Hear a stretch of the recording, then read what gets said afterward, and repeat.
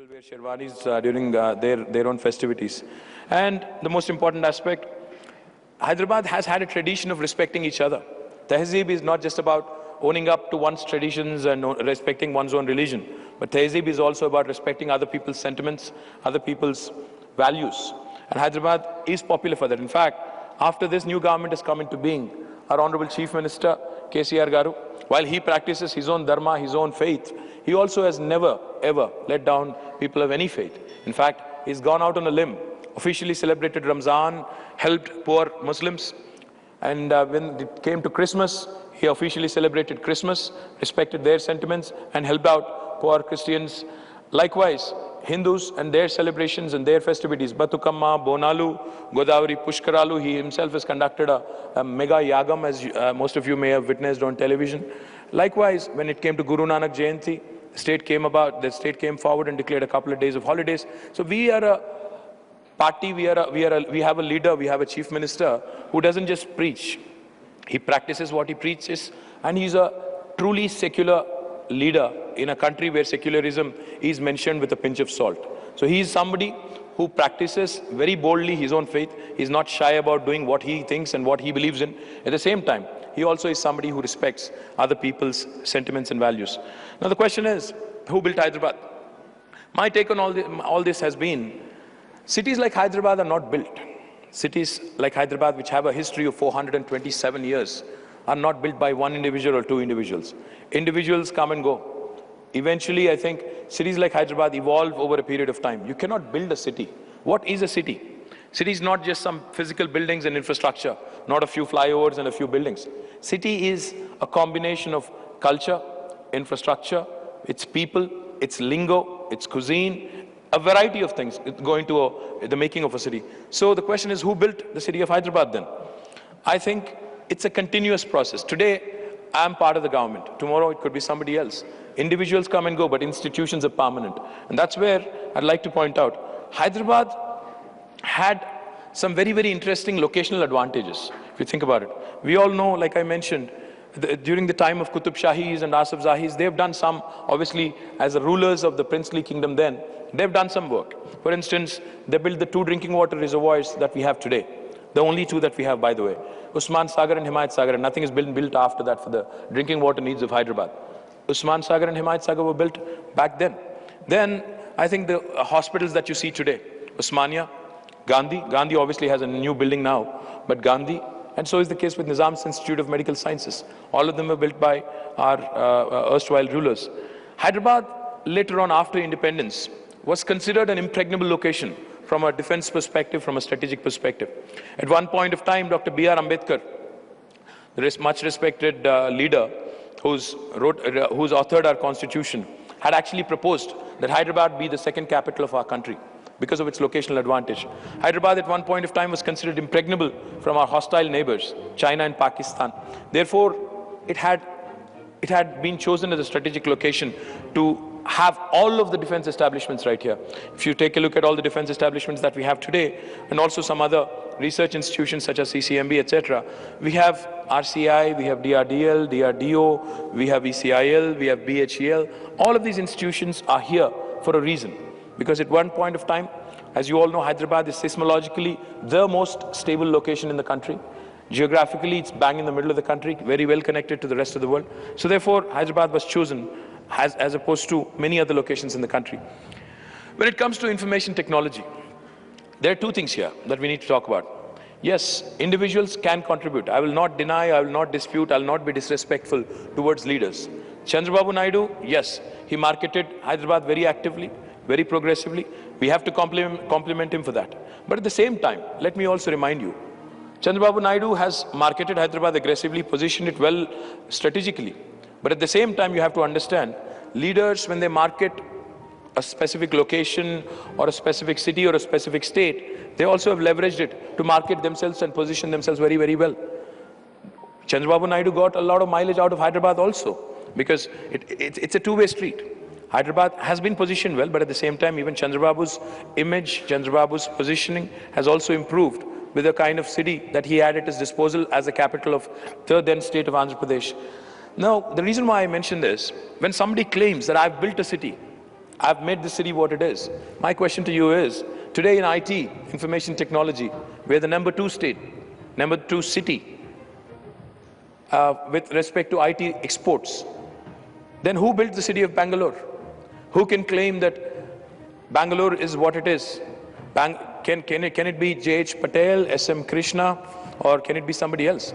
I don't think individuals matter so much. Yes, sometimes, once in a while, they do matter in the sense of positioning a city properly, positioning, marketing it, and making it visible. Yes, agreed. But then the question is, a city like Bangalore, who can take credit for it?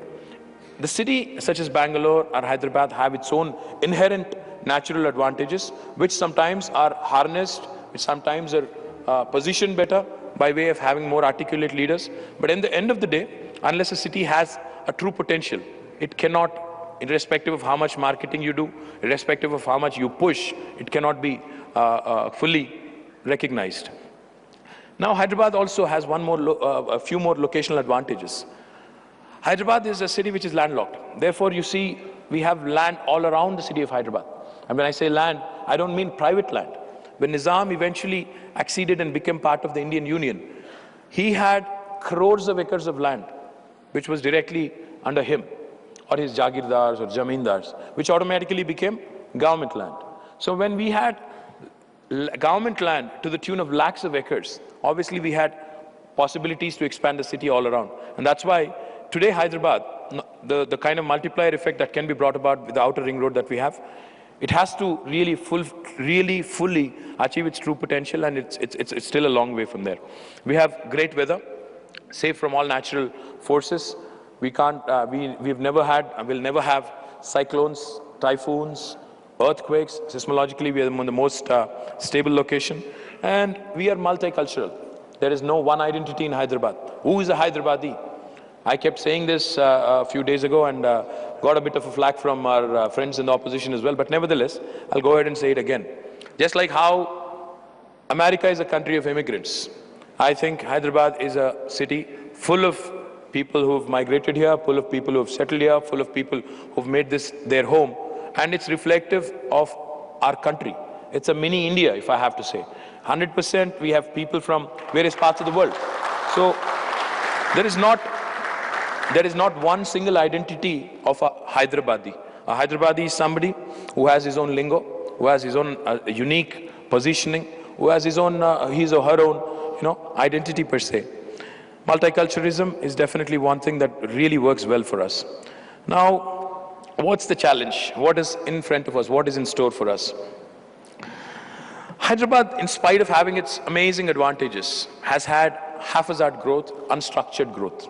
The city, if you look at it, has grown in spurts, has grown in some corners and not in other corners. There is a lopsided growth on one side. Today, as the IT minister, when I talk to potential IT investors, they all want to be in Kondapur, Gachibowli and Nanakramguda, and they don't want to move away from that. I've really tried hard, tried to convince them that, there are newer locations, much closer to the airport, wonderful opportunities, but nobody wants to go. I told them Uppal is a great location. I keep telling them Kismatpur is fantastic. I try and market it as much as I can, I push it as much as I can, but there is a lopsided growth. Some parts of the city, especially the west zone, are very, very well developed. There are other locations, the older part of the city is definitely underdeveloped. The other side of Musi is really in shambles, if you ask me. There are a lot of other locations as well. In fact, as part of this election campaign in the last 15-20 days, I've been to every nook and corner of Hyderabad.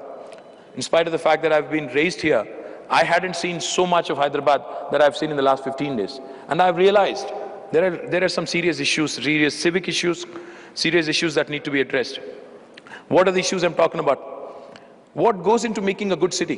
When I say Hyderabad has the trappings, has the makings of an international city, what am I talking about? I'm talking about a city that eventually should be safe, smart, clean, green, and if I have to sum it up in one word, a city which is livable, a city which has footpaths for people who feel the need to walk, a city where the children feel safe, where the women feel safe to go out, actively shop, do whatever. Likewise, a city where the drinking water requirement is taken care of, a city where you don't have to dial a tanker every so often, a city where each and every citizen gets 150 liters of water every single day, a city where the traffic is decongested with better planning, a city where buildings don't just spring up everywhere, and a city where buildings, in spite of them being skyscrapers, have no parking, have no underground drainage system properly. So that's the kind of Hyderabad we are looking at, a city which needs a sustained growth. Now, what is the vision of our Honorable Chief Minister? What is the vision of this government, this party? Our Chief Minister is a man who comes from the grassroots. He's not somebody who's just, been airdropped from, say, America or some other place, who's never been exposed to the grassroots realities of our country or our state. He's somebody who's extremely focused. He's somebody who's extremely cognizant of the needs of our citizens. Therefore, what he talks about is the basics. He talks about a Hyderabad where each and every citizen, like I said, gets 150 liters of water every single day, a tapped water connection, a potable water connection, where the drinking water lines don't get mixed up with the sewerage lines. We have seen an incident in Bholakpur in the past where some people have actually died because of that contamination. We don't need that. Likewise, a dedicated power island station for our city of Hyderabad. A city of Hyderabad, if it really wants to be an international city, it cannot be having power cuts every so often. In fact, I'm proud to say this. 30 years later, today, Hyderabad, for the first time, the last summer has been a power cut-free summer, and that was because of the tenacious effort. That was because of the tenacity of our Honorable Chief Minister, Shri KTR Garu. In spite of the tall claims being made by various leaders, fact remains, electricity is something that we can't do without today. Even to run a small juice center, or a Xerox center, or a basic service, or a basic utility, we need power. So we had a situation prior to last summer where even the apartments were actually together, collectively owning up a generator and pumping in diesel. We had a situation where even the small shops, etc., were buying inverters and collectively running them and depending on them. Now, what more do we need? We need proper roads. We need roads with footpaths. We need roads where the traffic can be decongested. We need junction improvements. We don't need traffic jams in every single location. I don't know if anybody has a connection here to Bangalore, but it's Bangalore today is a tragedy. If you go there, you really feel ashamed, because a city like Bangalore, which has so much potential, today has really gone, in a very, very negative and retrogressive way, which is extremely disappointing.